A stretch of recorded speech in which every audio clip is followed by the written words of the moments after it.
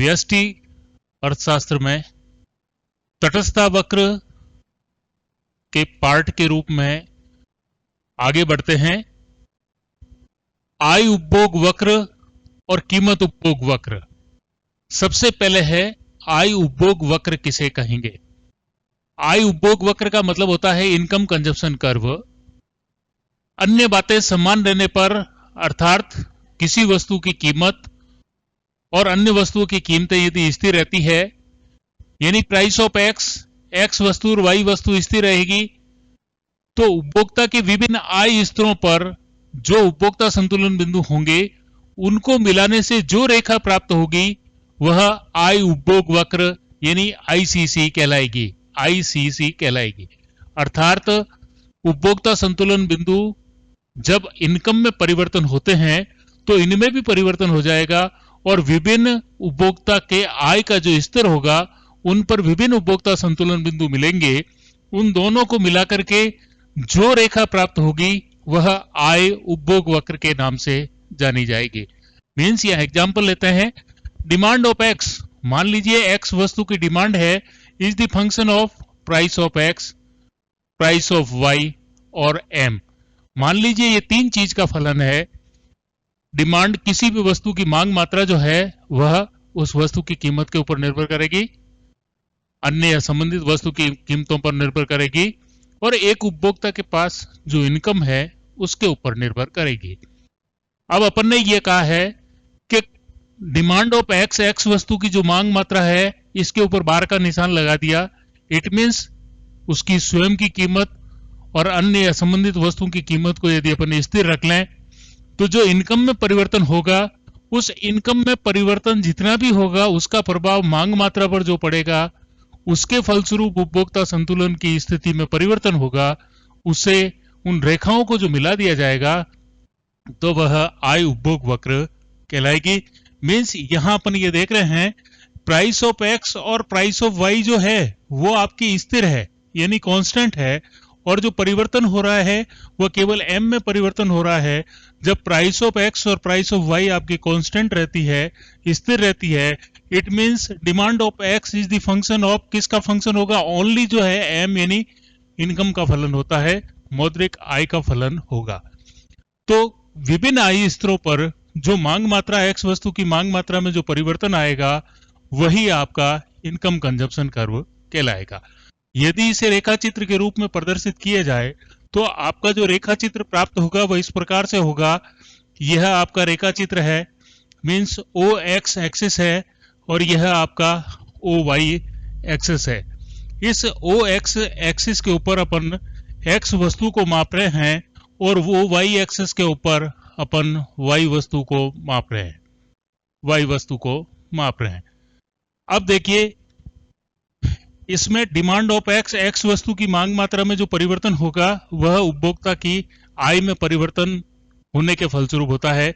Means पिछले जो video में अपन ने देखा था कि आपके पास उपभोक्ता के पास एक बजट लाइन या कीमत रेखा होती है और उसकी सहायता से उपभोक्ता संतुलन की स्थिति कहां पर होगी, तो इसी चीज को इस रेखा चित्र में पुनः बना दिया जाता है। मींस आपकी जो ए बी जो लाइन है, ये जो लाइन है आपकी कीमत रेखा यानी बजट रेखा है, तो ए बी कीमत रेखा है ए और बी। इस कीमत रेखा के ऊपर एक उपभोक्ता संतुलन की स्थिति में वहां पर होगा जहां आईसी वक्र इसको स्पर्श करता है, अर्थात इसको टच करता है, तो ये आपका आईसी 1 हो गया और इस पॉइंट ई पॉइंट पर टच कर रहा है, तो जो पॉइंट आएगा संतुलन का बिंदु, एक उपभोक्ता संतुलन की स्थिति ई बिंदु पर होगी। अब यदि उपभोक्ता की आय में किसी प्रकार का कोई परिवर्तन हो जाएगा तो उस आय में परिवर्तन होने के फलस्वरूप उपभोक्ता की जो बजट लाइन है वो कीमत रेखा है। यदि आय बढ़ जाती है, मान लीजिए इनकम में वृद्धि हो जाती है, तो कीमत रेखा ऊपर की ओर शिफ्ट होकर के A1 B1 हो जाएगी और जो नया संतुलन बिंदु जो आपका निकल करके आएगा वह E1 पॉइंट के ऊपर आएगा।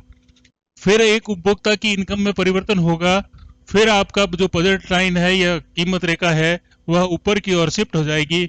मींस नई जो कीमत रेखा जो आपकी आएगी वह आएगी A2 B2 और नई कीमत रेखा के ऊपर एक उपभोक्ता संतुलन की स्थिति में जो होगा वह नया संतुलन का बिंदु इसके ऊपर आ जाएगा और यह E2 बिंदु पर संतुलन की स्थिति में होगा।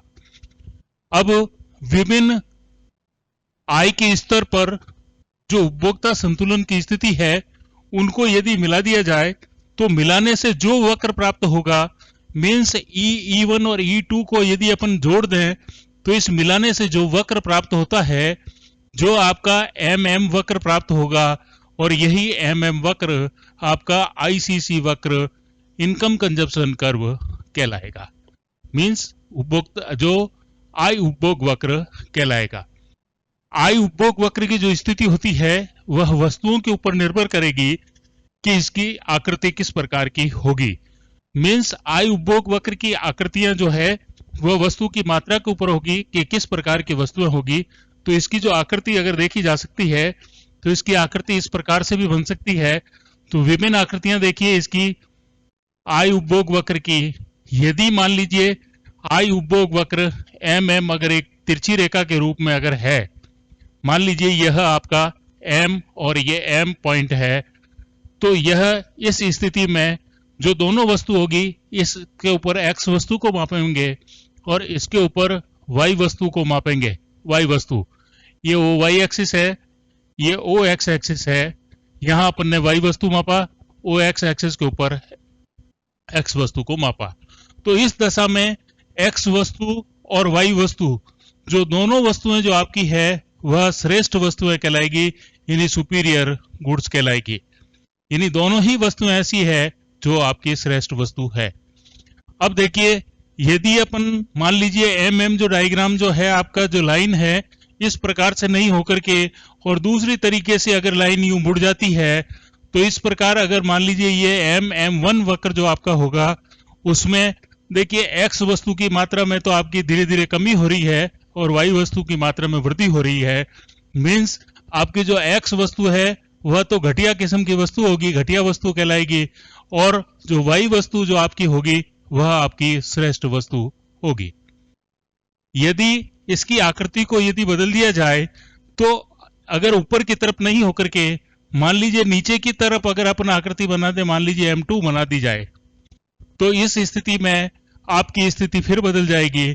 इसमें जो वस्तु X जो होगी वो आपकी श्रेष्ठ या सुपीरियर वस्तु कहलाएगी और वस्तु जो Y होगी वो आपकी घटिया या इंफीरियर गुड्स कहलाएगी, इंफीरियर गुड्स कहलाएगी। तो ये थी आपकी आय उपभोग वक्र की स्थिति।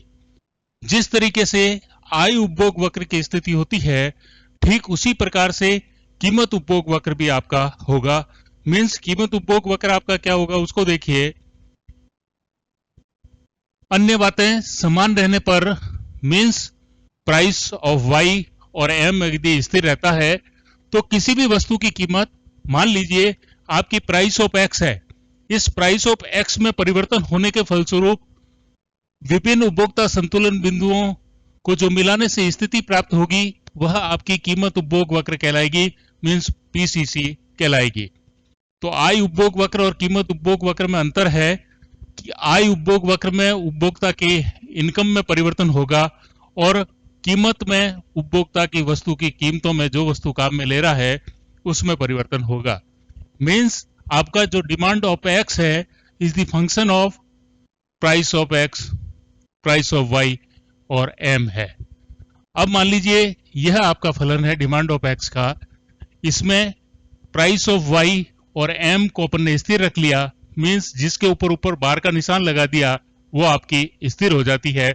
मीन्स PY और M आपका स्थिर रहता है और जो परिवर्तन होगा वह केवल X वस्तु की मात्रा में कीमत में परिवर्तन होगा और इस परिवर्तन के फलस्वरूप जो मांग मात्रा में परिवर्तन होगा वही आपका PCC कहलाएगा। Means demand of X is the function of, किसका फंक्शन होगा यह केवल प्राइस ऑफ X का फंक्शन होगा, मीन्स केवल कीमत का फलन होगा। अब यदि अपन इसको एक रेखा चित्र के रूप में देखा जाए तो जो आपका जो रेखा चित्र बनेगा वह इस प्रकार से बनेगा। सबसे पहले अपन ने X वस्तु OX एक्सिस है और यह आपका OY एक्सिस है। OY एक्सिस के ऊपर अपन ने Y वस्तु को मापा है और OX एक्सिस पर अपन ने एक्स वस्तु को मापा है।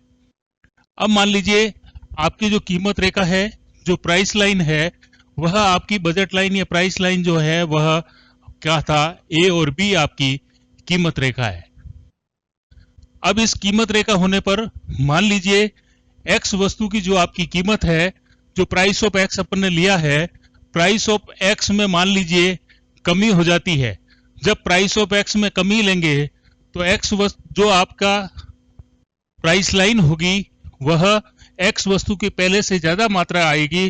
तो अपना जो ए बी जो लाइन है, पॉइंट वाई वस्तु की कीमत में किसी प्रकार का परिवर्तन नहीं हो रहा है, तो जो कीमत रेखा है वह आगे की ओर शिफ्ट हो जाएगी। मीन्स जो लाइन बनेगी बी से B1 हो जाएगी। और यदि मान लीजिए एक्स वस्तु की कीमत में यदि वृद्धि हो जाती है, तो जो पहले अपन जितनी वस्तुएं खरीदते थे उससे अब कम वस्तुएं अपन खरीदेंगे। तो जो आपकी जो प्राइस लाइन है वह OB लाइन के पहले की ओर शिफ्ट हो जाएगी, मीन्स OB2 हो जाएगी। अब यदि ए बी अगर कीमत रेखा है तो उसके ऊपर उपभोक्ता संतुलन की स्थिति जो होगी, मान लीजिए ये आईसी है, इसके ऊपर उपभोक्ता संतुलन की स्थिति होती है। अब यदि कीमत में कमी होने पर कीमत रेखा आगे की ओर शिफ्ट हो गई, मीन्स अब आपका जो नया संतुलन बिंदु है वो नए IC1 पर हो रहा है, अर्थात जो पहले ई संतुलन बिंदु था अब वो बढ़ करके E1 हो गया।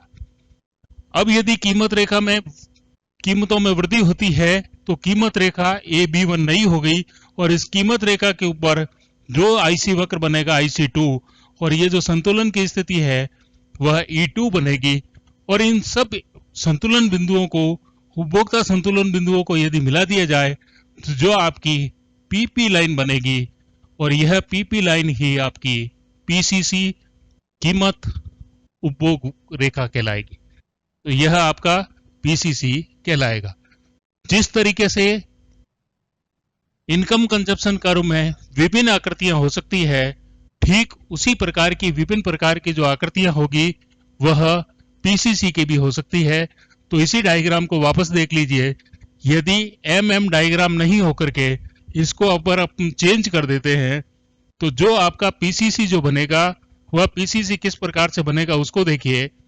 यहाँ केवल M जो किया था, इस M के स्थान पर अगर अपन सारे M के स्थान को यदि P से रिप्लेस कर दें तो यह आपका P हो गया, यह आपका P1 हो गया, और यह आपका P2 हो गया। शेष जो सारी स्थितियां रहेगी वह एक जैसी रहेगी, अर्थात अपने जो आकृति ICC की थी सेम आकृति आपकी PCC की होगी। इस प्रकार से PCC और ये था ICC, अर्थात तटस्थता वक्र का जो अगला पार्ट था वह था आय उपभोग वक्र और कीमत उपभोग वक्र। Thank you.